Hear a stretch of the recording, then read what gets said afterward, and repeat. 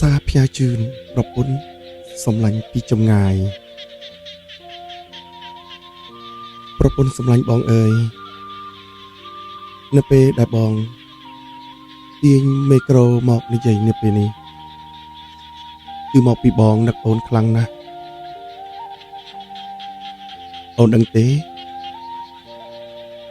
បើទោះបីជាយើងនៅឆ្ងាយពីគ្នាយ៉ាងណាក៏ដោយគឺបេះដូងរបស់បងមិនដែលឈប់ស្រឡាញ់ឬមិនដែលនឹកដល់អូននោះទេវិចារទឹកឃ្មុំដែលបង្ហើរចេញពីក្រអូមមាត់របស់បងនៅពេលនេះគឺជាវេលាមួយនៅក្នុងរាត្រីដ៏ស្ងប់ស្ងាត់ដែលចិត្តរបស់បងកំពុងលង់នៅក្នុងអារម្មណ៍នឹកដល់អូនយ៉ាងជ្រាលជ្រៅ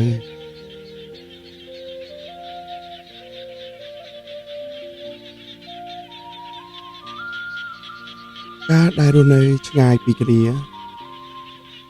គឺមិនងាយស្រួលនោះទេប៉ុន្តែបងនៅតែសប្បាយចិត្តព្រោះបេះដូងរបស់អូនបានឆ្លាក់នៅក្នុងបេះដូងរបស់បងជានិច្ចនិរន្តរ៍អូនក៏ដឹងដែរជារៀងរាល់ព្រឹកព្រលឹម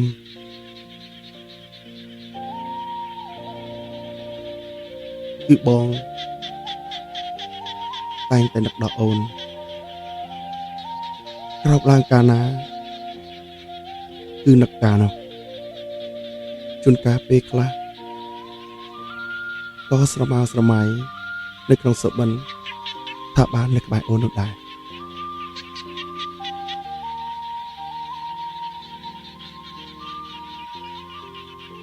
ចំណែកឯជំនោររាត្រីនៅពេលយប់មុនចូលនិន្ទ្រាក៏ដូចជាអាកាសធាតុដែលកំពុងតែស្រស់ស្រូបចូលមកក្នុងជីវិតរបស់បង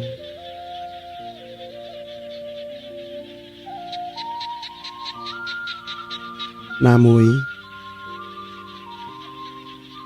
រាល់ពេលដែលបងក្រោកពីដំណេកពេលព្រឹកម្ដងនោះបងស្រមៃថាអូនកំពុងតែញញឹមដាក់បងហើយពេលដែលបងចូលគេងទៅវិញនោះបងក៏ស្រមៃថាអូនកំពុងតែគេងកោយលើស្មារបស់បងនោះឯង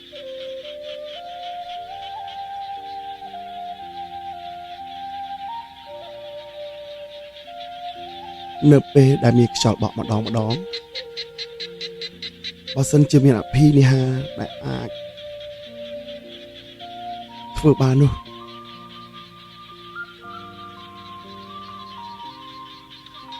បងនឹងផ្ញើក្លិនស្នេហ៍ទៅតាមខ្យល់នោះឲ្យបានដល់អូនជាមិនខានសូម្បីតែមានភ្លៀងធ្លាក់អូនដឹងទេបងគិតថាវាបង្ហាញអារម្មណ៍នឹកឃើញពីចម្ងាយដែលអូនផ្ញើមកបង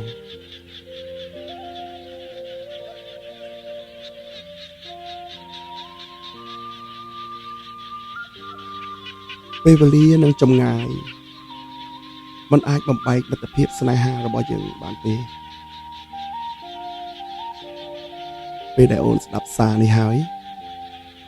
សូមអូនចងចាំថាមានបុរសម្នាក់នៅនឹកអូនជានិច្ចនឹកដល់អូនខ្លាំងណាស់ស្រឡាញ់អូនខ្លាំងណាស់ហើយបុរសម្នាក់នោះគឺជាបងនឹងឯងសូមអូនកុំភ្លេចថាបងនៅទីនេះនៅឆ្ងាយពីអូនមែនតែអូនក៏ត្រូវតែចាំថាបងនៅតែព្យាយាមតស៊ូរងចាំអូនជឿជាក់លើអូននិងស្រឡាញ់អូនជារៀងរាល់ថ្ងៃ ในក្នុងឱកាសចូលឆ្នាំខ្មែរនេះ